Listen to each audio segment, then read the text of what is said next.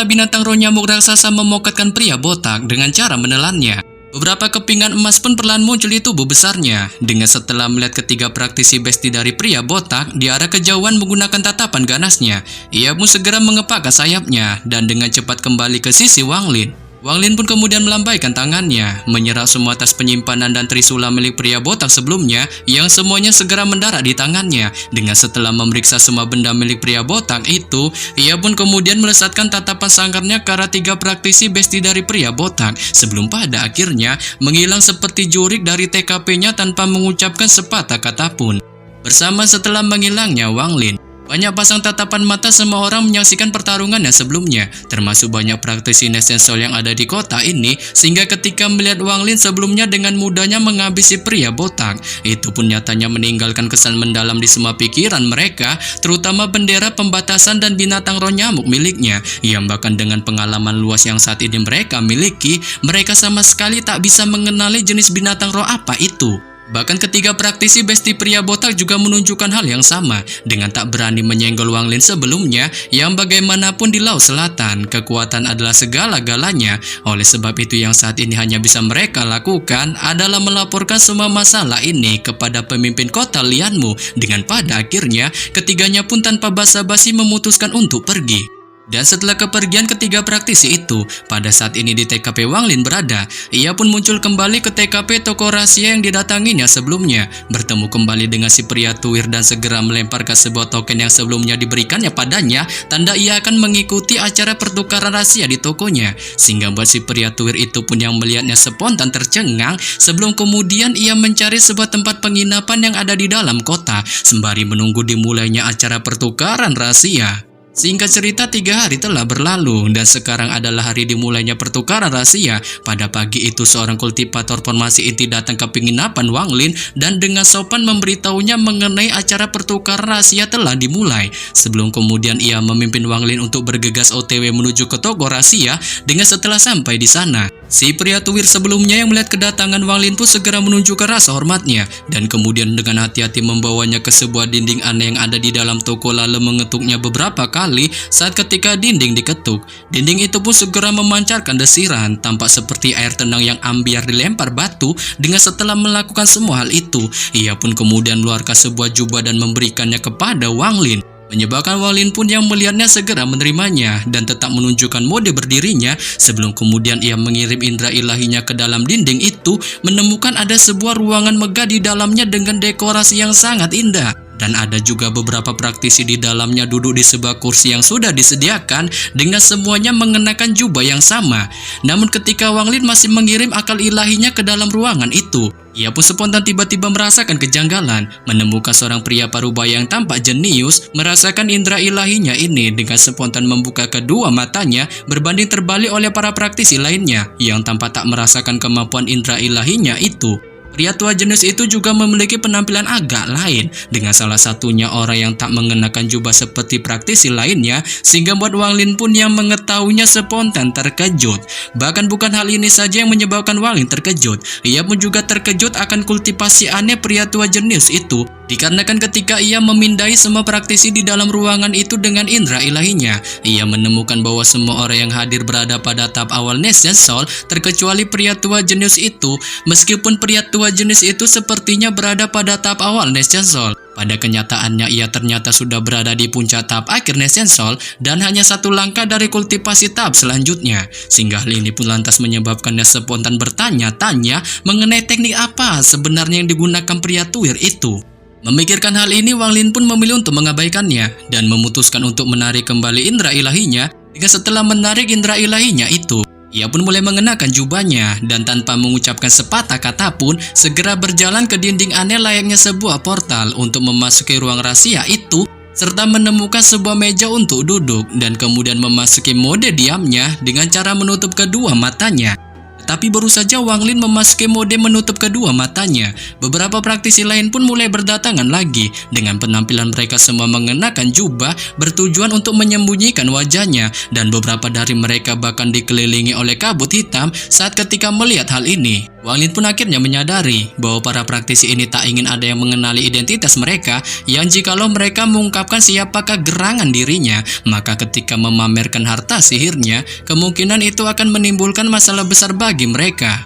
Tapi di balik kemisteriusan yang ditunjukkan para praktisi ini, Wang Lin pun tak menunjukkan ketakutannya, yang bahkan sekalipun masing-masing dari mereka memiliki identitas yang kuat, malah sebaliknya ia tetap menunjukkan ketenangan, tetap duduk santuy di kursinya, menunggu dimulainya acara pertukaran rahasia. Dan singkat cerita, setelah beberapa waktu telah berlalu dan tidak ada lagi para praktisi yang datang, seorang pria tua pun segera menampakkan batang hidungnya di panggung tinggi untuk kemudian mengumumkan acara pertukar rahasia di tokonya ini yang diselenggarakan oleh 3 kota pada akhirnya telah dimulai. Dengan setelah mengumumkan hal ini, ia pun segera mengeluarkan beberapa inti roh dan harta sihir dari tas penyimpanannya. Saat harta itu melepaskan sejumlah besar kekuatan spiritual, menunjukkan betapa kuatnya harta itu. Sebelum kemudian si pria itu pun mulai menunjukkan teknik marketingnya dengan menjelaskan mengenai semua harta sihir yang dikeluarkannya dari tas penyimpanannya itu. Masing-masing memiliki kualitas yang bukan kaleng-kaleng, dan jika para praktisi sangat ingin memilikinya, ia hanya mematok harga beberapa batu roh untuk menukarnya dengan benda-benda itu. Setelah mendengar pengumuman pria tua itu, semua praktisi termasuk Wang Lin pun perlahan mengamati dengan penuh minat harta sihir yang melayang di depan pria tua itu. Saat jika ada yang tertarik, mereka hanya perlu melambaikan tangannya, dan barang-barang itu akan segera terbang ke tangan mereka. Dengan setelah menunggu cukup lama, seorang kultivator pun menukar batu roh untuk sebuah lonceng, dan dikarenakan tidak ada orang lain yang menawarnya, itu sudah fix dipastikan menjadi miliknya. Pada giliran berikutnya, berbagai harta ajaib, pil dan gulungan pun segera ditampilkan, dan semuanya memiliki harga terbilang tinggi, menunjukkan betapa berharganya barang-barang yang ditampilkan di acara pertukaran rahasia ini. Dengan setelah beberapa kali pertukaran, sekarang giliran seorang praktisi mengenakan jas hujan pun menunjukkan debutnya. Saat dengan menunjukkan mode menundukkan kepalanya di balik suara seraknya, beliau pun memberitahukan bahwa sebenarnya ia tak punya barang untuk dijual di acara pertukaran rahasia ini. Tetapi demikian, ia hanya memiliki beberapa teks kuno yang oleh sebab itu jika ada rekan praktisi tertarik, ia pun mempersilahkan mereka untuk menukarnya. Namun dikarenakan sifat dari teks-teks ini menurutnya sangat rahasia, ia pun tak mengizinkan semua praktisi untuk melihatnya lebih dekat. Dengan setelah memberitahukan hal ini, ia pun segera mengeluarkan beberapa potong kertas yang segera melayang di atasnya, berisikan teks kuno dari tas penyimpanannya. Diikuti beberapa batu giok yang berselimutkan tameng cahaya hijau mendarat di atas beberapa potong kertas itu. Saat ternyata batu giok itu merupakan sebuah teknik yang digunakan praktisi jas hujan itu untuk mencegah orang memeriksa isi teks-teks kuno yang ada di dalam potongan kertas itu, sehingga menyebabkan para praktisi yang melihatnya pun spontan terheran-heran. Namun di balik rasa heran yang ditunjukkan para praktisi ini, si praktisi jas hujan itu pun menjelaskan bahwa potongan kertas beberapa teks itu merupakan katalog binatang buas kuno, dengan diantaranya berisi teks rahasia dunia penanaman kuno dan juga teks rahasia perpindahan gelombang kuno. Saat beliau mematok harga 5 inti roh dari makhluk roh kualitas menengah bagi siapapun yang ingin memiliki potongan kertas giok teks kuno itu. Sontak saja mendengar tentang giok teks kuno perpindahan gelombang kuno yang disebutkan si praktisi jas hujan, Wang Lin pun spontan menunjukkan keterkejutan hebat di balik kegirangan di wajahnya. Dengan tak pernah menyangka bahwa dirinya akan menemukan batu giok tentang perpindahan gelombang kuno itu, yang telah membuatnya bekerja begitu keras untuk menemukannya di kota Lianmo ini. Oleh sebab itu tak mau kehilangan akan benda itu, tanpa mengucapkan sepatah kata pun, ia pun segera melambaikan tangannya, menghancurkan perisai di sekitar batu giok yang berisi informasi tentang perpindahan gelombang kuno, dan tanpa basa-basi segera mengambilnya. Menyebabkan si praktisi jas hujan pun yang melihatnya spontan terkejut terheran-heran di balik perubahan ekspresi di wajahnya, dengan tak pernah membayangkan Wang Lin secara mudahnya menghancurkan perisai di batu giok teks kuno miliknya itu, yang bahkan ia merasa praktisi tahap akhir Nation Soul sekalipun tak akan bisa menghancurkan perisai yang dibuatnya itu. Namun di bawah keterkejutan si praktisi jas hujan ini, Wang Lin pun memilih untuk mengabaikannya. Saat setelah mengambil batu giok teks kuno incarannya itu, ia pun perlahan memindainya dengan akal ilahinya untuk kemudian disimpannya. Dan pada saat yang sama, ia pun mengeluarkan 5 inti makhluk roh kualitas menengah. Dengan itu pun segera dilesatkannya ke arah si praktisi jas hujan, sehingga membuat praktisi jas hujan itu pun dengan cepat menangkapnya, lalu memutuskan untuk pamit undur diri dari panggung tinggi, yang menyebabkan situasi ruangan pun menjadi hening. Dan setelah beberapa saat, situasi hening ini menyelimuti ruang acara pertukaran rahasia, itu pun kemudian dipecahkan oleh Wang Lin yang segera naik di atas panggung tinggi, memulai gilirannya untuk membarter barang yang dimilikinya, sehingga menyebabkan para praktisi pun yang melihatnya spontan memfokuskan tatapannya ke arah Wang Lin saat mereka sangat ingin tahu mengenai benda apa yang akan ditampilkan Wang Lin. Wang Lin pun kemudian memunculkan beberapa inti binatang roh kualitas menengah dan juga beberapa harta yang tak pernah digunakannya, dengan itu pun segera melayang di atasnya. Menyebabkan semua praktisi di ruangan pun yang melihat barang yang dikeluarkan Wang Lin itu masing-masing mengungkapkan ekspresi kecewa di wajahnya dengan tak berharap Kang Bantai itu memunculkan sebuah barang berkualitas rendah dalam pertukaran ini. Namun di bawah rasa kecewa yang ditunjukkan para praktisi ini, Wang Lin pun malah menunjukkan kebangungannya dengan cara pede mematok sebuah peta planet Sujaku yang sangat lengkap tanpa kekurangan sedikit pun bagi siapapun yang ingin memiliki inti roh binatang kualitas menengahnya itu.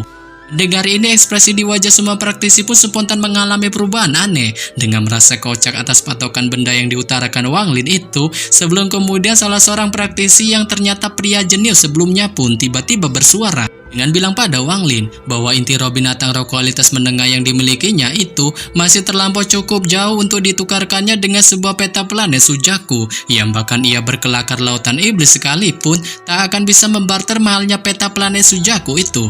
Menyebabkan Wang Lin pun yang mendengarnya tetap menunjukkan ketenangannya sebelum kemudian ia menanyakan pada si pria tua jenius itu mengenai hal apa yang dibutuhkannya untuk membarter peta planet Sujaku itu. Saat pria jenius itu pun menjelaskan bahwa ia harus memiliki pertukaran yang sangat tinggi dalam mendapatkan peta itu, sebab peta planet Sujaku itu mencakup beberapa wilayah luas yang sangat membingungkan semua praktisi yang kemungkinan ingin menjelajahinya. Adapun peta planet Sujaku itu pun bukan sesuatu yang dimiliki setiap individu, sebab peta itu adalah potongan puzzle yang harus disatukan oleh peta Laut Selatan. Bahkan ia sekalipun tak mempunyai peta semacam itu, sehingga menyebabkan Wang Lin pun hanya bisa terdiam sejenak dengan merasakan kepasrahan dirinya tak akan mendapatkan peta planet Sujaku itu.